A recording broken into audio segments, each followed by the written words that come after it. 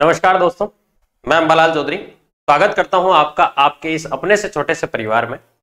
और आज हम लोग जो हैं वो रीजनिंग का 8वां पेपर सोल्व करेंगे। 7 पेपर प्रीवियस ईयर के हम लोग सोल्व कर चुके हैं। आज 8वें पेपर करते हैं। बहुत शानदार, बहुत मजेदार ये सेशन होने वाला है, तो एंड तक देखिएगा। सिलेक्शन लेने की जो पहली सीढ़ी है उसमें हमारे लिए प्रैक्टिस पेपर सबसे इंपॉर्टेंट चीज, ठीक है। तो ये आप हमेशा किया करें। आप यहां से न पढ़े, जहां से पढ़े, लेकिन प्रैक्टिस पेपर जरूर करें जिस भी एग्जाम की आप तैयारी कर रहे हैं। जिस तरीके से सेना में युद्धाभ्यास होता है ना, उसी तरीके से प्रैक्टिस पेपर है, ठीक है। युद्धाभ्यास इसीलिए करते हैं अलग अलग जगह जाके। आपने कभी सोचा है कि जैसे कभी फ्रांस ने जो है वो यहाँ रेत में आके रेगिस्तान में क्यों करते हैं? क्योंकि वो सीखते हैं कि यहाँ लड़ाई किस तरीके से लड़ी जा सकती है। अगर रेगिस्तान में हम मान लो उन्होंने बर्फ ही बर्फ में लड़ा है, रेगिस्तान का पता ही नहीं है। अब ये बातें मैंने आपको इसलिए बताई क्योंकि इस पेपर का जो एसएससी ने पूछा था उसका पहला सवाल चक्रवर्ती ब्याज है, जो कि रीजनिंग का टॉपिक नहीं है। आप देखो इसको, 40,000 रुपए पर 40,000 रुपए 40,000 रुपए पर 20% प्रतिवर्ष की दर से चक्रवर्ती ब्याज और 1 वर्ष की अवधि के लिए अर्धवार्षिक और त्रैमासिक चक्रवर्ती ब्याज में अंतर बताना था। यानी रकम जो थी प्रिंसिपल वो है 40,000, रेट ऑफ इंटरेस्ट जो थी वो थी 20%, चक्रवर्ती ब्याज पर 1 वर्ष। देखो टाइम दोनों में 1 साल का है, लेकिन एक में दर जो है वो है अर्धवार्षिक और एक में दर जो थी वो थी त्रैमासिक। तो भाई अर्धवार्षिक दर जब होती है तो भाई दर के 2 टुकड़े कर लेते हैं, यानी रेट जो है वो 20% की बजाय हो जाएगी 10%, और टाइम जो होता है उसको डबल कर लेते हैं। आप तो इसको यूं समझे कि भाई समय के जितने टुकड़े कर दिए बस उतना गुणा कर दो, 2 गुणा कर दीजिए। तो भाई 10% की दर से 2 साल का ब्याज बताना था, तो 2 1 लगा दीजिए आप। 40,000 का 10% 4,000, फिर इसका 10% 400, यानी यहां देखे तो 4 दूने 8, 8,000 और प्लस 400, यानी 8,400 जो है वो हमारा यहाँ ब्याज बनेगा। अगर इस केस में मैं देखूं तो त्रैमासिक जो दर होती है उसमें 3 भागों में बांट दिए, सॉरी 4 भागों में बांट दिए, क्योंकि हर 3-3 महीने में हिसाब होना है। त्रैमासिक का मतलब यही हुआ। तो सिंपल सी कहानी है कि दर के इतने टुकड़े कर दो आप, यानी आपको देने 20 रुपए ही है, तो हर महीने आप 5-5 रुपए दोगे, हर 3 महीने में आप 5-5 रुपए दोगे। आप तो यूं समझ लो कि भाई आपको 20 रुपए टोटल देने 1 साल में, लेकिन वो देने किस्तों में है, तो 20, यानी रेट जो हो जाएगी वो हो जाएगी मेरी 5%। अच्छा, टाइम का क्या किया हमने? टाइम का 1 साल के हमने कितने टुकड़े कर दिए? 4 टुकड़े, तो बस 4 गुना समय को कर दो आप, यानी 4 ईयर्स। तो भाई 40,000 का 5% की दर से 4 साल का ब्याज निकालना है। इसके लिए 4 6 4 1, 40,000 का 5% जो है वो कितना होगा? देखो 10% किसी भी संख्या का निकालना हो तो 1 छोड़ के आप पॉइंट लगा दीजिए। अगर आपको 5% पता करना है तो आप क्या करेंगे? इसके लिए आप 4,000 का आधा कर दो तो 2,000, ये 2,000। फिर इसका 5% पता करना है तो 100, फिर इसका 5% पता करना है तो 5, फिर इसका 5% पता करना है तो 0.25, ठीक है। अब आप 2,000 इनको गुणा कर लो आपस में, 4 दूने 8,000, ये हो जाएगा 600, ये हो जाएगा 5 चौक 20 और ये 25, यानी 8,620 रुपए और 25 पैसे। आपसे पूछा क्या है? आपने पूछा इन दोनों का अंतर क्या है। तो भाई एक बात बताओ, 8,400 और 8,620 का अंतर क्या है? तो 220 रुपए और 25 पैसे। ये जहां कहीं दिख जाए इसको टिक कर दीजिए आप, ठीक है। तो कुछ भी पूछ सकता है। मेरा ये डायलॉग फिक्स है हमेशा कि एग्जामिनर आपसे कुछ भी पूछ सकता है। भारत के प्रधानमंत्री कौन है, ये क्वेश्चन आपसे आईएएस में भी पूछा जा सकता है, ये क्वेश्चन आपसे चपरासी के पेपर में भी पूछा जा सकता है। कुछ भी पूछ सकता है भाई, अनिश्चितताएं हैं। एक निश्चितम कूट भाषा में हिडन को ये लिखा गया है, उसी भाषा में फेलो को क्या लिखा जाएगा? तो भाई हिडन जो है वो ये लिखा हुआ, और इसको लिखा है IJETDM। मैंने बताया पहला काम आपको ये करना है कि नंबरिंग कर लो, और अगर आपको नंबरिंग नहीं आती है तो मैंने एक वीडियो इस पर बनाया हुआ है, बहुत शानदार वीडियो है, आपको पॉपुलर वीडियोस में मिल जाएगा लिस्ट में दूसरे तीसरे नंबर पे। तो 8 9 4 4 5 और 14, ऐसे ही I9 J10 E5 3 4 और 13। क्या करें इसमें? 1 जोड़ दिया, 1 जोड़ दिया, 1 जोड़ दिया। नंबरिंग जैसे ही करेंगे वैसे ही अपना सवाल बहुत आसान हो जाएगा। और रीजनिंग तो वैसे भी इस दुनिया का सबसे इजी सब्जेक्ट है भाई। और माड साहब अगर पढ़ाने में ठीक हो, अगर माड साहब सही हो, तो किसी भी सब्जेक्ट को पढ़ने में बहुत आनंद आता है। ठीक है, ये 4 में से 1 कम कर दिया, इसमें से भी 1 कम कर दिया, इसमें से भी 1 कम कर दिया।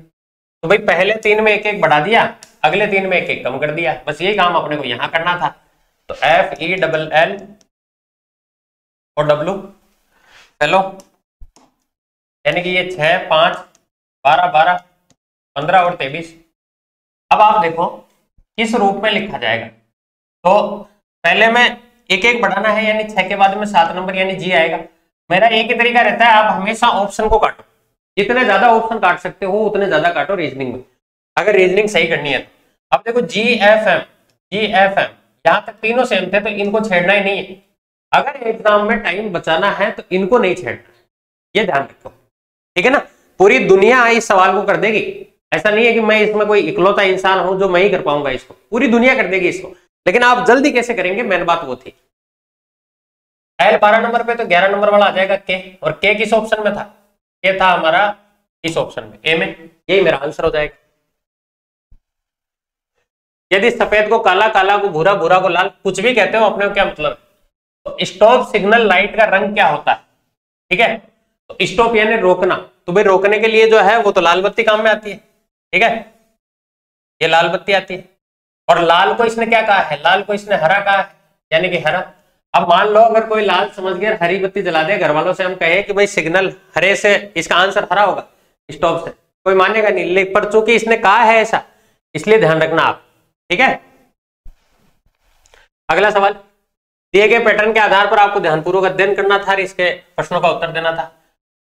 एक तो ये है, एक ये था, और एक ये था, क्या सॉरी एक ये है,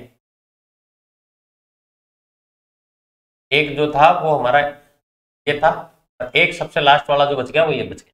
क्या करें बताओ, मुझे यहां से दिख रहा है अगर मैं इन तीनों में कोई कॉम्बिनेशन देखूं, 15 16 और 62 में, तो भाई 15 और 16 अगर दोनों को जोड़ दूं तो ये हो जाएगा 31, और 31 का दुगुना कर दूं तो ये हो जाएगा 62। लेकिन ये लॉजिक यहां भी लगना चाहिए था। 30 26 112, 30 और 26 को जोड़े 56 और 56 दूनी होता है 112, यानी कि ये प्रोग्राम अपना फिट हो गया। यहां भी इन दोनों को जोड़ दो आप, 19 और 3 22 और 30 52, और 52 दूनी 104। ठीक है, बस हो गया अपना काम, आगे चलते हैं। किसी निश्चित कूट भाषा में 2 को 3, 2 को 3, 4 को 4, अच्छा 5 को 4 लिखा है, तो कूट भाषा में 8 को क्या लिखा जाएगा। अब देखो अगर इसमें मैं देखूं तो ना तो कोई अक्षरों का क्रम अपने को दिया हुआ है, अगर ABCD से जोड़ के भी करूं तब भी मामला नहीं बैठ रहा, तो फिर क्या लॉजिक लग सकता है। इसमें 3 अक्षर है, यहां भी 3 दिया हुआ है, इसमें 4 अक्षर थे, यहां भी 4 दिया हुआ है, तो इसमें कितने अक्षर हैं 5, तो इसका मतलब इसका आंसर क्या हो जाएगा 5, खत्म मामला, आगे चलते हैं। जिस प्रकार प्रिंटर का संबंध हार्डवेयर से है उसी प्रकार वेब ब्राउजर का संबंध किससे है, तो ये एक सॉफ्टवेयर है। ठीक है, दिए गए उस वेन आरेख का चयन करें जो निम्नलिखित वर्गों के बीच के संबंध को सर्वोत्तम रूप से दर्शाता है। तो भाई लड़कियां, लड़का और छात्र, देखो लड़कियां लड़के नहीं हो सकती, लड़कियां छात्र हो सकती है, ऐसे ही लड़के जो है उसका और छात्र का संबंध ये है कि छात्र जो है वो लड़के भी होंगे, यानी ये ऐसा बनेगा स्टूडेंट, इधर गर्ल्स आ जाएंगे और इधर बॉयज आ जाएंगे, क्योंकि सारे छात्र जो है वो लड़के भी नहीं होंगे, सारे छात्र लड़कियां भी नहीं होंगे। ठीक है, तो इसका आंसर भी हो जाएगा। P इंटू क्यू का अर्थ है P क्यू की पत्नी है, P गुणा क्यू, इसका मतलब है कि पत्नी है कौन, P जो है वो Q की पत्नी है, अगर ये पत्नी है तो ये 100% पति होगा। P प्लस Q, अगर बीच में प्लस आया है तो इसका मतलब P जो है वो Q का पिता है। ठीक है, और P भाजक Q, P भाजक Q, इसका मतलब है P Q की पुत्री है, P जो है वो Q की पुत्री है, और P माइनस Q, इसका मतलब जो था वो ये था कि भाई P जो है वो Q का पुत्र है, P जो है वो Q का पुत्र है, ये जेंडर डिसाइड हो गया। अब क्या पूछा है वो देखो, तो निम्नलिखित व्यंजक ये वाला जो दिया हुआ है, E भाजक F प्लस G H भाजक I, इसमें E I से किस प्रकार संबंधित है, यानी E जो है वो क्या लगता है I, यह आपको बताना था। अगर बीच में भाग आया है इसका मतलब पहली वाली जो है वो पुत्री होगी किसके, दूसरे वाले की। अगर बीच में प्लस आया है तो पहले वाले पिताजी होंगे किसके, दूसरे वाले के, यानी F पिताजी है किसके, G के। माइनस अगर बीच में आया है तो इसका मतलब पहला वाला पुत्र होगा, यानी जी जो है वो बेटा है किसका, जी बेटा है किसका, एच का। तो भाई एच जो है वो इसकी पत्नी हो जाएगी, क्योंकि अगर ये पति हो गया तो ये पत्नी हो जाएगी 100%। और भाजक आई, भाजक आया है, इसका मतलब पहले वाले जो है वो पिताजी होंगे। एक मिनट,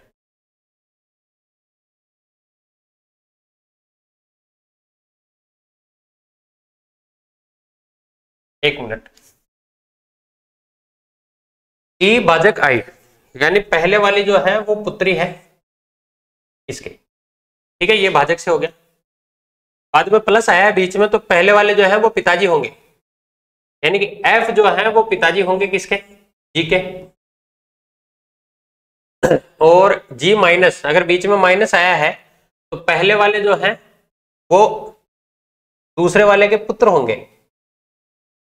यानी कि जी जो है वो पुत्र है एच का। भाई एच जो है वो यहां महिला होनी चाहिए थी, लेकिन इस हिसाब से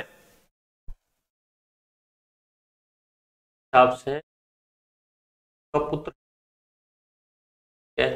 एच भाजक आई, भाजक अगर कहीं आया है, हाँ ये ठीक है, पहले वाली जो है वो पुत्री है, भाजक अगर आया है तो पहले वाली पुत्री होगी, तो एच जो है वो पुत्री है किसकी, आई की, आई यहां आ जाएगा। अब आपसे क्या पूछा था इसे, इसने पूछा था ई जो है वो आई से कैसे संबंधित है, तो भाई आई का क्या लगता है, देखो आई का ये बेटी, ठीक है, और बेटी की जो बेटी होती है वो एक तरीके से वैसे तो होनी तो ये नातिन होनी चाहिए थी, लेकिन वो इसमें है नहीं, तो ये पोती होगी भाई, ठीक है। आगे चलते हैं, नेक्स्ट क्वेश्चन, अगला सवाल, एक बार आप लोग लगाओ दिमाग इस पे। उस विकल्प का चयन कीजिए जिसकी तीसरी संख्या से वही संबंध है जो दूसरी संख्या का पहली से है। तो भाई 15 जो है, 15 और 231 की अगर मैं बात करूं तो ये इसके स्क्वायर के नजदीक है क्या, 15 का स्क्वायर जो होता है वो होता है 225, और उसमें अगर 6 जोड़ देवे तो ये आ जाएगा। ऐसे ही 16 का स्क्वायर जो होता है वो होता है 256, और उसमें अगर आप 6 जोड़ दो तो 262, यही मेरा आंसर हो जाएगा। नेक्स्ट क्वेश्चन, एक आयताकार मेज के आर पार 11 आदमी बैठे हुए हैं, एक आयताकार मेज है ये, और इसके आर पार 11 आदमी बैठे हुए हैं। मेज की सबसे लंबी भुजा पर 4 व्यक्ति बैठे हुए हैं, यानी सबसे लंबी भुजा जो है उस पर 4 व्यक्ति बैठे हुए हैं, 4 ही तो इधर बैठेंगे, 4 इधर बैठेंगे, ठीक है, क्योंकि सबसे लंबी भुजा है। बॉस टेबल के एक तरफ बैठे हुए हैं, ये अकेला बैठा है, क्योंकि ये बॉस है तो ये अकेला बैठेगा जहां भी बैठे हुए। एन और ओ एक दूसरे के बगल में मेज की सबसे छोटी भुजा की तरफ बैठे हुए हैं। एन और ओ जो है वो एक दूसरे के बगल में, मेज की सबसे छोटी भुजा ये है तो इसके आसपास बैठे हुए हैं दोनों। एच ई के विपरीत और जी और एन के बीच में बैठा हुआ है। एच जो है वो ई के तो विपरीत में बैठा हुआ है, अपोजिट है दोनों, और जी और एन के बीच में बैठा हुआ है। अब जी और एन के बीच में, अब ये नहीं पता, ये रिवर्स भी कहानी हो सकती थी, ये ऐसा भी हो सकता था कि ई जो है वो इधर आ जाए और ये दोनों आपस में चेंज हो जाए, ये ऐसा भी पॉसिबल था। ए सी के विपरीत, ए जो है वो सी के विपरीत और एम और डी के बीच में बैठा हुआ है। ए जो है वो सी के तो विपरीत और किस किस के बीच में, एम और डी के बीच में। अच्छा, अब यहां से एक चीज क्लियर होती कि भाई अगर इन तीन के साथ में अगर इस एम ए डी को बिठाऊंगे तो फिर तो ये आदमी ज्यादा हो जाएंगे, तो इसका मतलब ये हुआ कि भाई जी एच एन और सी ये चारों एक तरफ बैठेंगे और ये चारों जो है वो एक तरफ बैठेंगे। अब ये चीज कंफर्म हो चुकी है हमारी, ठीक है, लेकिन अब किसको कहां बिठाएं ये देख लेते हैं। बी डी के विपरीत, बी जो है वो डी के विपरीत, बी जो है वो डी के विपरीत, ये बी जो है वो यहां आना चाहिए, बी डी के विपरीत। और अच्छा एन भी ये रहा, अगर एन को मैं इधर मान लूं तो भाई एच जो है वो इधर आएगा, जी इधर आ जाएगा, सी इधर आ जाएगा और बी इधर आ जाएगा। और बी के विपरीत जस्ट डी है, अगर डी इधर आया तो भाई डी जो है वो ए और एम के बीच में बैठा हुआ है, और इसके साथ में एक इधर एच के जस्ट अपोजिट में जो है वो ई है, ये ई आ गया। एफ जी के विपरीत बैठा हुआ है, एफ जो है वो जी के विपरीत, देखो जी के विपरीत एफ बैठा हुआ है, इसका मतलब ए आ जाएगा यहां, तो भाई एम जो है वो बॉस ही बचा, एक अकेला बच गए, बाकी सब जो है वो अपनी अपनी जगह सेट हो गए, एक ये एम जो है वो अकेला बच गया। तो यही पूछा था सब बोझ जो है वो कौन है, बाकी सारे एडजस्ट हो गए। ठीक है, अपने आप में नया सवाल था।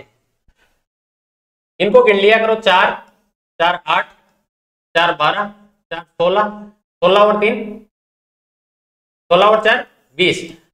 अगर ये 20 आया है तो इसका मतलब या तो इसके 5-5 के टुकड़े हुए होंगे या 4-4 के टुकड़े हुए होंगे। एक बार जो है हम इसके 4 के टुकड़े करके देख लेते हैं। जैसे ये मैंने 4-4 के टुकड़े कर दिए इसके, मुझे इसमें 4 ही अक्षर दिख रहे हैं, टी डी एस और आर, यानी इसमें आर रह गया तो आर लिख लेता हूं, इसमें T R D S T R D S T R D S T R D S, इसका मतलब यहां भी टी आर डी एस आ जाएगा। तो आर टी डी इसमें नहीं है, इसमें नहीं है, आर टी डी उसके बाद एस, ये इसमें भी नहीं है, तो मेरा आंसर जो हो जाएगा वो हो जाएगा के। आपको इसके दर्पण में जो है वो प्रतिबिंब बताना था, तो भाई जो हिस्सा यहां है वो बिल्कुल ऐसा का ऐसा बन जाएगा, ऐसा का ऐसा बन जाएगा। और ये देखो, इसको आप देखो तो इसको ये वाला हिस्सा जो है वो यहां रहेगा और ये एक तरीके से ऐसे बन जाएगा। आप ये देखो, एक इसमें, ये इसमें नहीं है, इसमें भी नहीं है, ऊपर वाले की तरफ है, इसमें भी नहीं है, तो मेरा आंसर क्या हो जाएगा? ठीक। नॉन वर्बल के लिए सवालों के लिए तो मैंने आपको बताया यही है कि आप जब भी नॉन वर्बल का सवाल आ जाए उसमें से एक पॉइंट चूज करो और इसको फिर निपटा लो। ठीक है, सवाल यह है दिए गए विकल्पों में से उसका चयन करें जो निम्न श्रेणी में जो है वो प्रश्नवाचक चिन्ह के स्थान पर है। तो भाई 37 और 4 41, 41 और 9 50, फिर 16, यानी मेरे समझ में आ गया, पहले 2 का स्क्वायर, फिर 3 का स्क्वायर और फिर 4 का स्क्वायर। ऐसी सीरीज जब भी आए तो आप इसको हमेशा जो है वो इसका नंबर एक बार अंतर ले लिया करें। तो अब जो आ जाएगा वो आ जाएगा 25। तो भाई 5 और 6 11 की 1 कहां से ले, 6 और 2 8 और 1 9, तो 91 में जहां कहीं दिखे उसको टिक कर दो आप। नेक्स्ट क्वेश्चन, अगला सवाल था मेरा कागज मोड़ने वाला। तो भाई कागज मोड़ने वाले को कैसे करेंगे? देखो, हर पेपर में रीजनिंग का ये सवाल पक्का है, और आप ये मान के चलो अगर आप 25 क्वेश्चन कर रहे हो तो आप रीजनिंग साथ साथ कर रहे हो मेरे। ये पहले ऐसे पलटा, इसको ये ऐसे पलटा, पलट जा भाई, ये ऐसे पलटा, फिर इसको ऐसे बदल दिया। अब यहां आप देखोगे ये आ गया, और इसके बाद इसने इसको ऐसे काट दिया, ऐसे काट दिया। तो पहली बात तो 4 और 4 8 और 4 16 और 4 20 जो है वो ये होने चाहिए जो कि सब में थे। पहले तो इसको ही चेक कर लेते हैं, जैसे इसका पहला ये था और इससे अगला ये था। आप इसमें देखो तो ये इस तरीके से दे रखा है, ये इस तरीके से, तो ये नहीं हो सकता, ये जो है अपोजिट है, सही है, ये भी नहीं हो सकता, और ये जो है ये भी अपोजिट है, ये भी हो सकता है। यानी 2 ऑप्शन तो मैंने सिर्फ इसको देख के काट दी। अब इन दोनों में देखो क्या फर्क है, ये चीज सेम है, ये चीज भी सेम है, ये चीज भी सेम है, यहां गड़बड़ है इसमें। तो हम ये देख लेते हैं यहां आएगा क्या। आप देखो, जब आप इसको ऐसे पलटोगे, ऐसे पलटोगे तो भाई ये वाली जो चीज है ये सबसे लास्ट में चली जाएगी, यानी कि ये इधर रहेगी ऐसे। और जब आप इसको ऐसे पलटोगे, ऐसे पलटोगे तो ये वाली चीज उठ के यहां चली जाएगी, यानी ये ऐसे आएगा। तो भाई ऐसे जो है वो सी ऑप्शन में है, और यही मेरा आंसर। ठीक है, आगे चलते हैं। सभी फूल, ये सिलोजिज्म का क्वेश्चन है। सभी फूल जो है वो ट्यूलिप है, सभी फूल जो है वो ट्यूलिप है, और कोई ट्यूलिप जो है वो सफेद नहीं है, तो ये सफेद हो गया। अब सभी ट्यूलिप जो है वो फूल है, सभी ट्यूलिप जो है वो फूल है, भाई सारे के सारे तो नहीं है, हाँ हो सकते थे, तो ये पार्शियल रोंग है। पार्शियल रोंग भी गलती होता है, मैं जब सिलोजिज्म पढ़ाऊंगा आपको तो ये समझाऊंगा कि ये पार्शियली रोंग क्या होता है, ये कैसे आता है, सारी चीजें समझाऊंगा आपको। कुछ ट्यूलिप जो है वो सफेद है, कुछ ट्यूलिप जो है वो सफेद है, भाई जब एक ही नहीं हो सकता तो कैसे हो सकते, तो दोनों अनुसरण नहीं करते। इसका आंसर जो हो जाएगा वो हो जाएगा हमारे पास डी। 44 और 44 53, 44 के बाद में 53 आ गया, तो ये 6 और 3 9। फिर इधर देखें तो ये हो जाएगा आपका 7 और 4 11, इधर देखें तो ये हो जाएगा आपका 13, यानी 9 11 13। अब की बार आना चाहिए था 15, 15 जोड़ दो इसमें, 7 और 5 12, 92 हो जाएगा। ठीक है, इजी सवाल था। 6 व्यक्ति F G H I J K एक व्रत के चारों तरफ, एक व्रत है इसके चारों तरफ बैठे, विपरीत एक दूसरे के विपरीत केंद्र की ओर उन्मुख है, खड़े हैं, ठीक है। कितने लोग हो गए? 6। तो 2, 4 और 6। हमेशा इसको ऐसे किया करो। कई बच्चों को मैं देखता हूं वो ऐसे कर देते हैं, ऐसे कर देते हैं। अब उनको पता ही नहीं चलता इसके सामने ये है कि ये है कि ये है, ठीक है ना। ऐसे नहीं करना। F और G एक दूसरे के बगल में, F और G एक दूसरे के बगल में। वैसे इसको कोशिश किया करो कि जो कंफर्म हो उसी से शुरू करें अपन, ठीक है ना। जैसे ये लास्ट वाली लाइन देखो, K H के बाएं दूसरे स्थान पर है।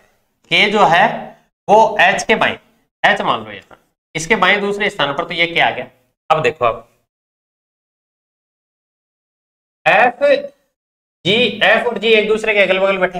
मैंने आपको कहा आप जब भी ये ऐसा पजल वाला क्वेश्चन है, आप हमेशा मतलब पढ़ो एक ही बारिश, इसको जो है वो साथ के साथ आप लिखते चलिए। F और G अगल बगल बैठे हुए हैं, यानी अब इसको मैं दोबारा नहीं पढ़ूंगा।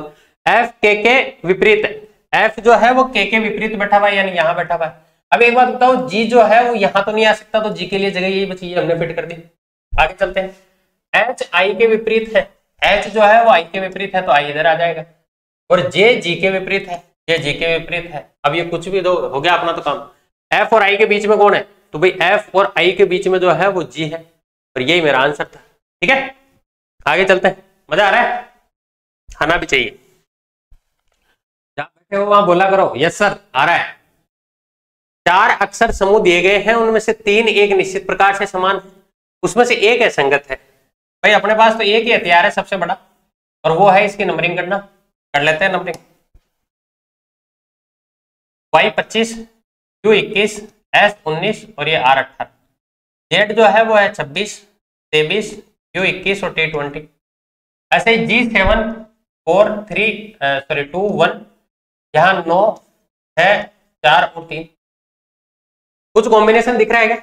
जैसे आप देखो 21 के बाद 20, 19 के बाद 18, 4 के बाद 3, लेकिन यहाँ 3 यहाँ भी सही है, 2 के बाद 1 ही आया। यहाँ देखो तो 2 का अंतर है, यहाँ देखो तो 3 का अंतर है। यहाँ देखो 2 का अंतर, यहाँ 3 का अंतर, यहाँ 3 का अंतर, यहाँ 2 का अंतर। इसमें फिर गड़बड़ है, यहाँ 2 का अंतर ही है, तो भाई ये सबसे अलग हो जाएगा। बाकी 3 में जो है वो एक जैसे अंतर थे, इस एक में अलग, ठीक है। उस विकल्प को चयन करना है जो आकृति में सन्निहित है। तो भाई यहां अगर आप देखो तो इसमें कौन सी आकृति सन्निहित है? मुझे ये वाली जो है ये दिख रही है। ये तो छोटे बच्चों वाले सवाल हैं, हालांकि हम भी छोटे बच्चे ही हैं, ज्यादा बड़े हम भी नहीं हुए। क्यू को इसने ये लिखा है, तो भाई FEW, इसको इसने लिखा GYH।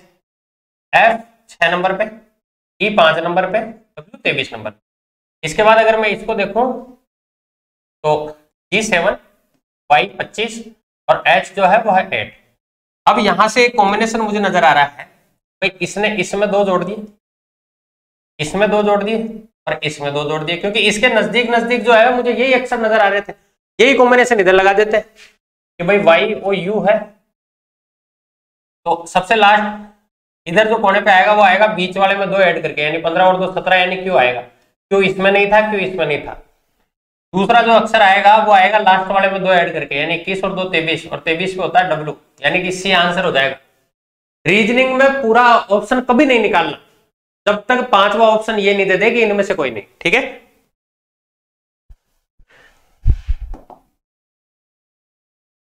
इसको देखो आप, इसमें भी वही काम है। अरे भाई B 2 नंबर पे, B 2 नंबर पे, E 5 नंबर पे, H 8 नंबर पे, K 11 नंबर पे। 2 और 3 5 और 3 8 और 3 11, 11 और 3 14 नंबर आएगा यहाँ। तो 14 नंबर इसमें नहीं है, इसमें नहीं है, इसमें नहीं है, तो आंसर क्या हो जाएगा? ठीक, यानी केवल एक अक्षर से हमने आंसर निकाल लिया, यही जादू है भाई। यदि P का अर्थ जोड़, D का अर्थ घटाओ ये दिया हुआ है, तो आपको इसको 15, S को इसने क्या लिखा है? S का अर्थ है गुणा, ये 2। P का अर्थ जो दे रखा है वो P का अर्थ आपको दे रखा है जोड़, P का अर्थ जोड़ 2, 11। S का मतलब दे रखा था आपको गुणा 2। D का अर्थ जो दे रखा है वो दे रखा है घटाओ 75। P का अर्थ जो दे रखा है वो दे रखा है भाग 15। D का अर्थ जो दे रखा है वो दे रखा है घटाओ 4, 9। S का मतलब है गुणा और 4। अब इसमें आपका बोर्ड मास लगेगा, और बोर्ड मास ये कहता है कोडमास जो है वो ये कहता है कि भाई पहले आप ब्रैकेट को सोल्व करेंगे, फिर ऑफ को, फिर डी से डिवाइड, एम से मल्टीप्लाई, ए से ऐड और एस से सब्ट्रैक्ट। देखो सबसे पहले इधर से सोल्व करें तो 15 दूनी 30 प्लस 2, ये आ जाएगा 11 दूनी 22 माइनस 75 में भाग देंगे अगर हम 15 का, ये आ जाएगा 15 5 75 माइनस ये 4 इंटू ये 9 चौक 36। ठीक है, अब देखो आप ये 30 प्लस 22 दूनी 44 माइनस 5 और माइनस 36 चौक 144 हो जाएगा। ठीक है, अब 30 और 44 जो है वो हो जाएगा 74 और माइनस 149 तो ये आ जाएगा 4 5 9 और 7 और 7 14 माइनस का 75 जो है वो मेरा आंसर आ जाएगा। ये जो है इसमें आपको ये वर्गीकरण वाला या आकृति पूरी करना, अगली आकृति क्या आएगा उस टाइप का क्वेश्चन है। तो भाई ये हम तो इस गोले को चेक कर लेते हैं। अगर हम इस गोले को चेक करें तो पहला यहाँ आया है, उससे अगले में ये ऐसे घूम गया, फिर ऐसे घूम गया, फिर ऐसे घूम गया, तो अब की बार जो है वो यहाँ आना चाहिए था।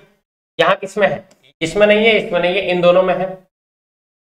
पहले में 1 फिर 2 फिर 1 फिर 2, तो अब की बार 1 ही आना चाहिए था जो कि इसमें हो गया। आगे चलते, पासे वाला सवाल है AEC AEB। आपसे क्या पूछा है कि एक पासे के 3 बार फेंका गया है और इसकी विभिन्न आकृतियों को दिखाया गया है, दिए गए विकल्पों में से इसकी अगली संभावित आकृति क्या हो सकती है। तो भाई AEB AEC AEB फिर AE और F आया है, तो इसका मतलब A और E तो आएगा ही आएगा। इसके अलावा एक और आना चाहिए था जिसमें C नहीं आ सकता, जिसमें AEC ये तो आ चुका, AE और D हाँ ये हो सकता है, क्योंकि A और F ये नहीं, ये संभावित आकृति इसकी हो सकती थी। एकदम नए टाइप का सवाल है पासे में। लास्ट वाला वही, पहले कौन आएगा? तो भाई शुरू के 2 से तो डिसाइड होना ही नहीं है। शुरू के 2 से तो आपको ये बताना था कि अंग्रेजी वर्णमाला में अंग्रेजी शब्दकोश के हिसाब से कौन सा आएगा। तो भाई क्या करें, एन होता है 14 नंबर पे, यहाँ भी 14, यहाँ भी 14, यहाँ 13 और यहाँ 14। सबसे पहले नंबर पे तो 4 आएगा जो कि इसमें नहीं है और इसमें नहीं है। 4 के बाद में 1 5, इन दोनों को देखो ही मत, 1 को भी मत देखो और 5 को भी मत देखो। 3 और 2 में से देख लो पहले कौन आएगा। 3 और 2 में से देखूं मैं, आई होता है फिर 9 नंबर पर, एन होता है आपका 14 नंबर पे, यानी 2 नंबर जो है वो पहले आएगा, कोई 2 नंबर पहले सी ऑप्शन में था। आपको ये सीरीज कैसी लगती है? ठीक है, कोई ओड़मा वगैरह देना हो तो मैं आपको अगले वीडियो में फिर मिल जाऊंगा तैयार। बाकी आप कमेंट बॉक्स में भी अपनी राय दे सकते हैं मुझे। ठीक है, तो ऐसे ही इसको शेयर करते रहिए, पढ़ते रहिए, मजे करते रहिए। जीवन एक बार मिला है, चला जाना। ठीक है, थैंक यू सो मच।